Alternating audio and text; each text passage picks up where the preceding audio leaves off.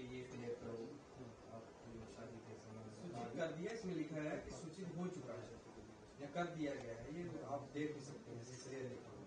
ठीक है, ये vector general of CRPF Delhi का है जो आपको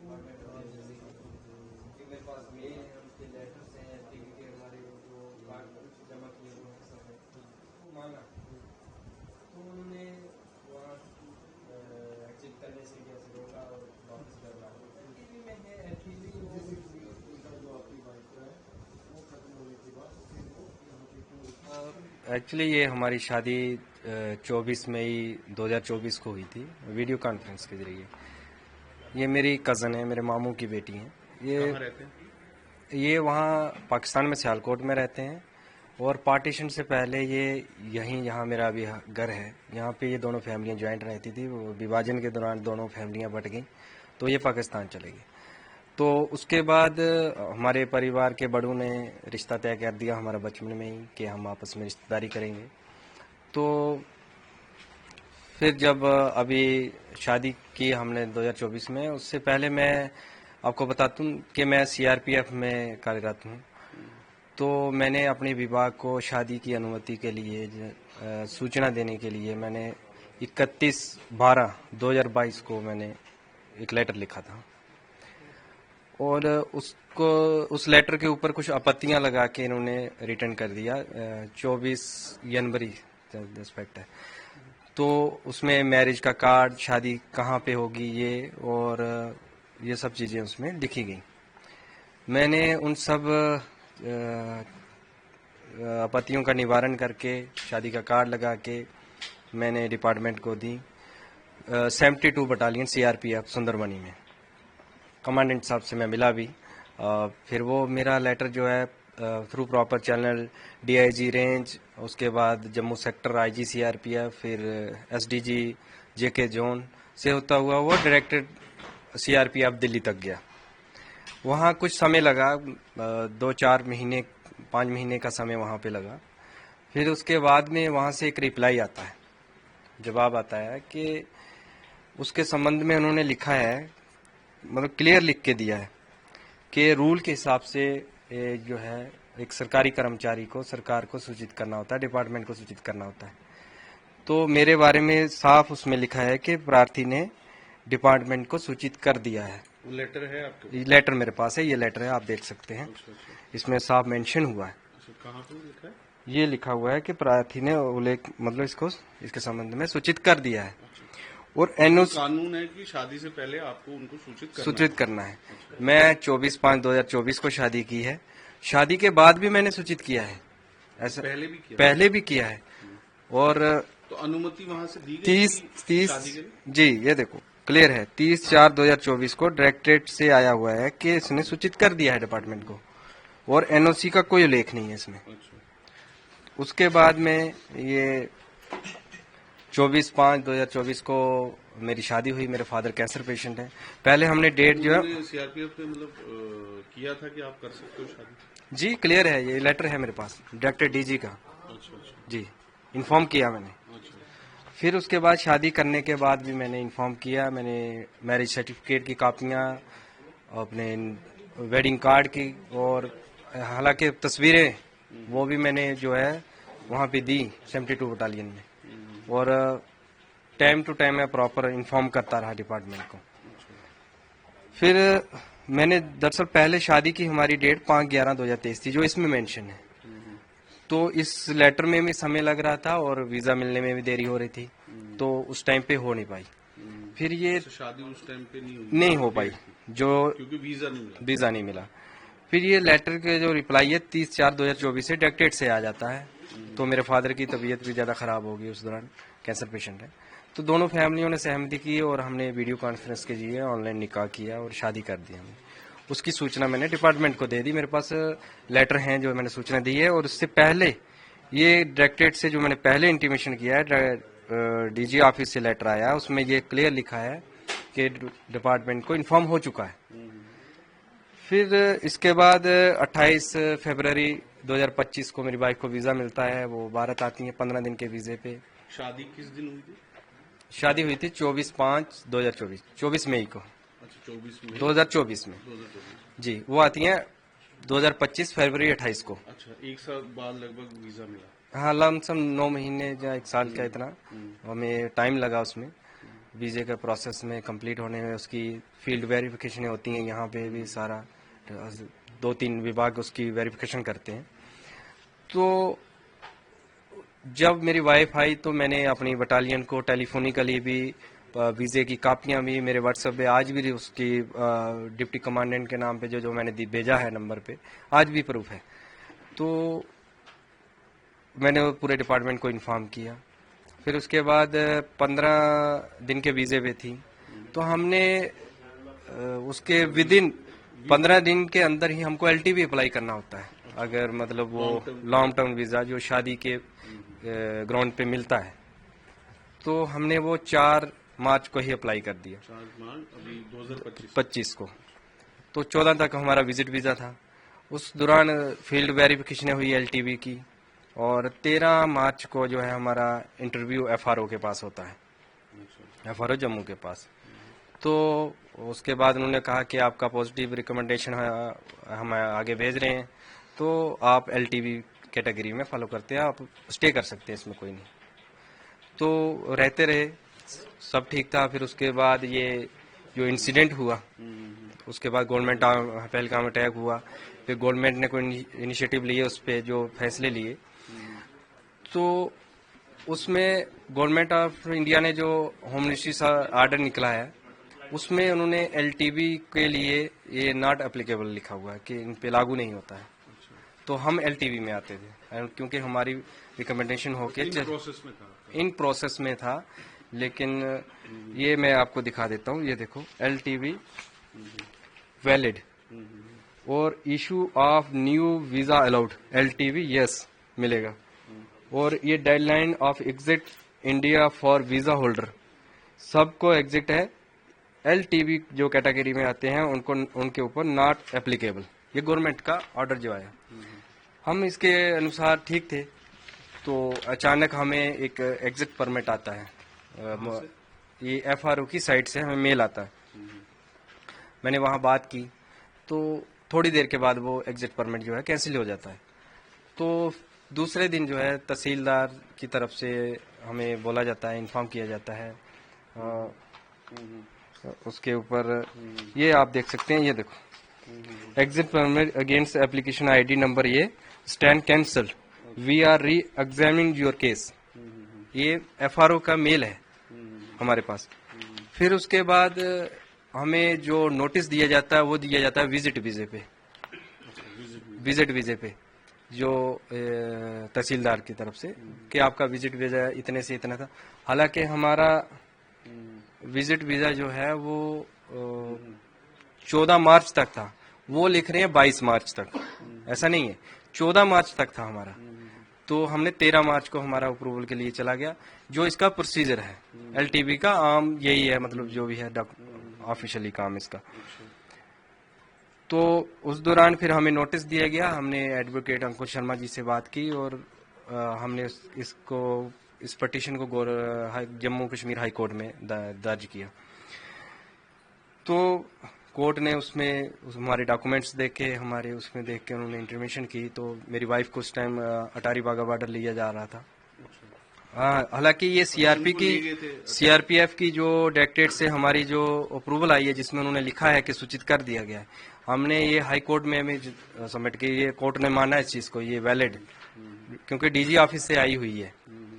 तो उसके बाद मेरी वाइफ को अटारी बॉर्डर पे लिया गया। फिर उसके बाद में कोर्ट से शाम को एक ऑर्डर निकलता है, उन्हें रोका जाता है एलटीवी के उसके। वहाँ अटारी में रोक दिया गया? नहीं, मतलब वहाँ पहुँचने तक यहाँ से कोर्ट ने डिसीजन लिया, तो फिर उन्हें वहाँ से रिटर्न किया गया। आपकी वाइफ को वापस किया गया कि हम एलटीवी में फॉलो करते हैं, उसके ऊपर जो भी निर्णय होगा कोर्ट का, जहाँ जो डिपार्टमेंट है वो मतलब आगे है। तो इस दौरान में मैंने सोशल मीडिया पे कुछ न्यूज़ सुनी कि सीआरपीएफ की तरफ से कि आप मतलब जवान पे एक्शन लेने वाले हैं, ये है वो है, तो न्यूज़ में चलता रहा। तो कल अचानक कुछ हमारी 41 बटालियन जो इस टाइम भोपाल में है, अभी मेरे ट्रांसफ़र कर दिया गया भोपाल में, वो भी मैं आपको बताता हूँ। तो वहाँ से कुछ नोटिस आता है मुझे, तो मैं उस नोटिस को रिसीव करता हूँ, तो उसमें पढ़ता हूँ, तो उसमें वो एक चीज़ मेंशन करते हैं कि हमें निकाह के लिए इन्फॉर्म किया जवान ने। तो निकाह ही मैरिज होती है, निकाह के लिए? इन्फॉर्म किया है, अच्छा। निकाह के लिए इन्फॉर्म किया, फर्स्ट पैरे में लिख रहे हैं। और वीजे के लिए इन्फॉर्म नहीं किया। वीजे के लिए वीजे की कॉपियां मैंने सबमिट की हैं, सब किया है। फिर वो कह रहे हैं कि विजिट वीजा एक्सपायर होने के बाद इलीगली ये जवान ने अपने पास रखा था। ऐसा नहीं है, मेरे पास प्रूफ है। ये एलटीवी के जो कंसर्न अथॉरिटी हैं उन्होंने हमें स्टे बोला, उनके लेटर हैं, सारा जो प्रोसीजर है। मैंने ये एलटीवी अप्लाई के, विजिट वीजे के जो भी प्रोसीजर है वो लिखित में भी और कल भेजे आपने? नहीं, पत्री हैं ये, इसके कॉपियां वो मैंने 41 बटालियन में भी जमा की हैं पहले? हाँ, पहले ये सब होने से पहले टोटल मैंने वहाँ पे, अभी मैं न्यू पोस्टिंग वहाँ गया था 29 मार्च को मैंने वहाँ ज्वाइन किया। इससे पहले एक इंसिडेंट मेरे साथ हुआ अचानक। इसमें कल वाले में क्या बताएगा कि आपको डिसमिस किया जाता है? जी, उसमें लिखा गया है कि आप, क्या है लेटर में, क्या है? लेटर में ये चीज भी वो मेंशन कर रहे हैं कि निकाह के बारे में जवान ने सूचित किया है।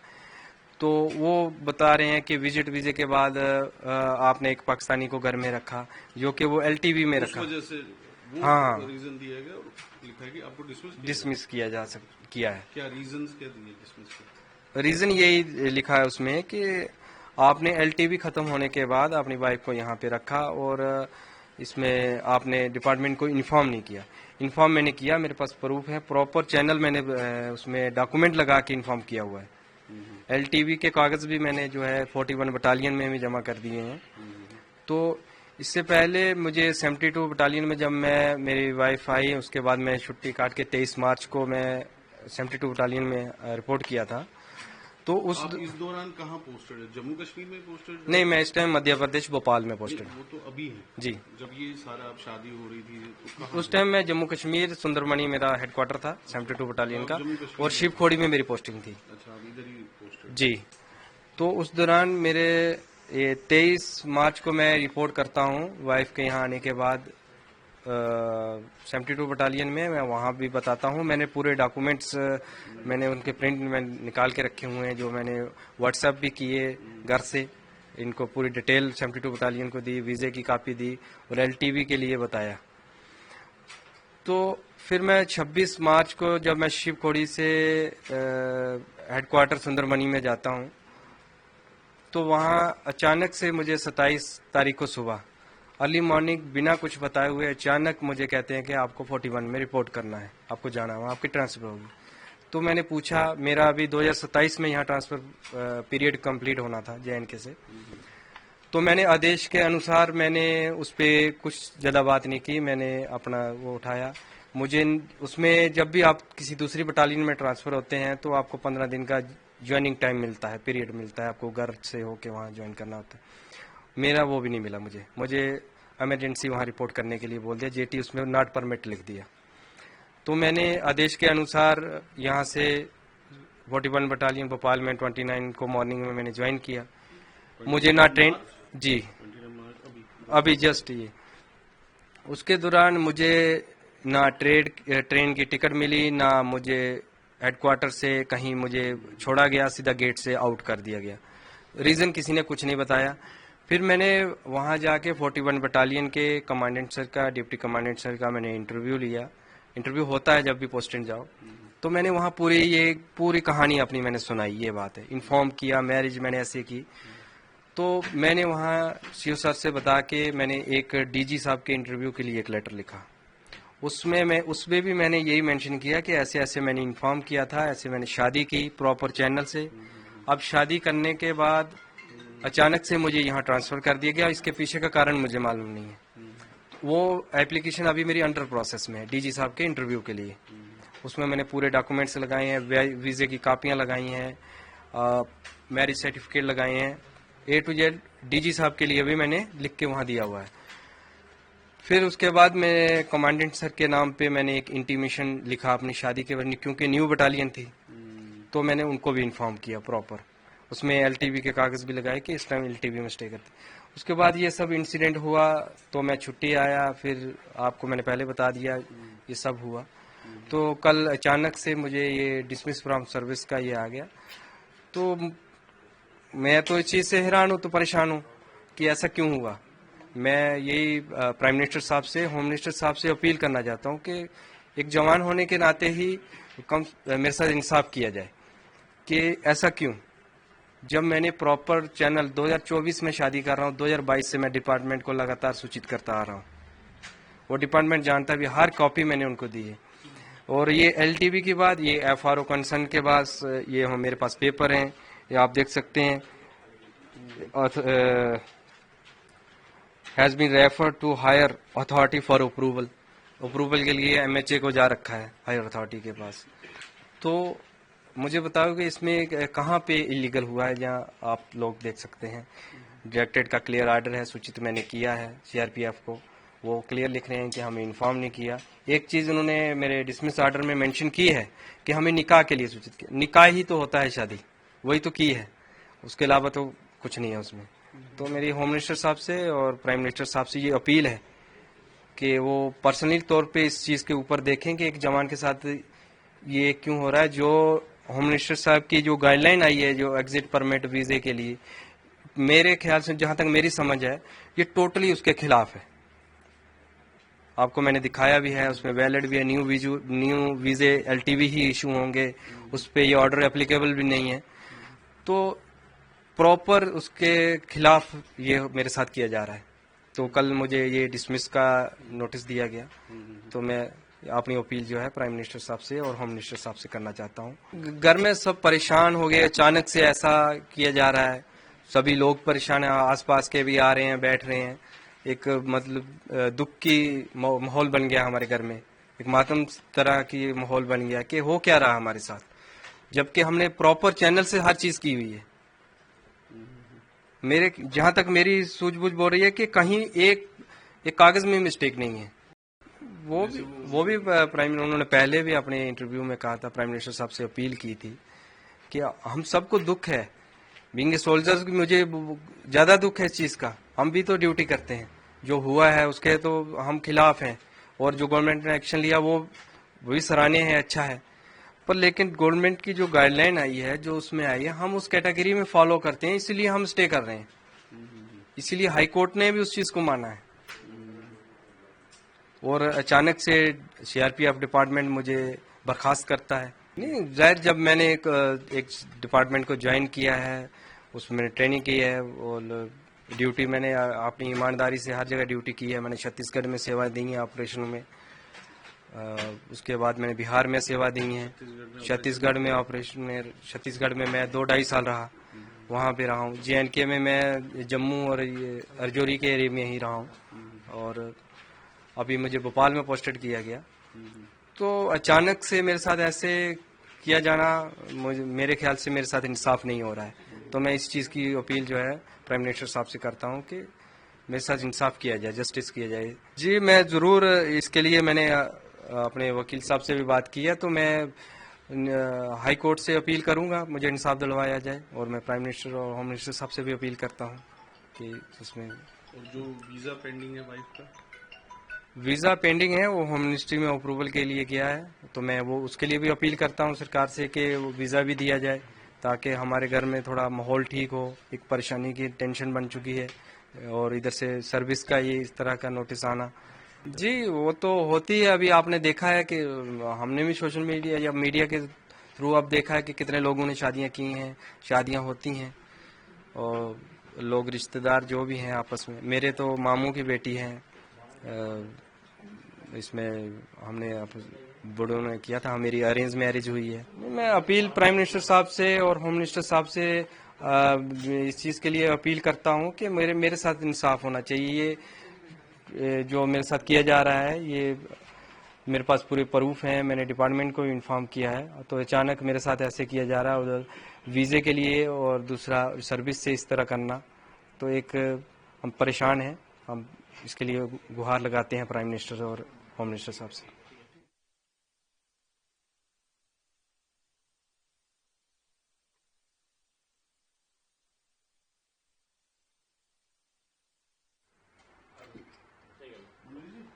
पहले ही करा बाद में देख लो ना।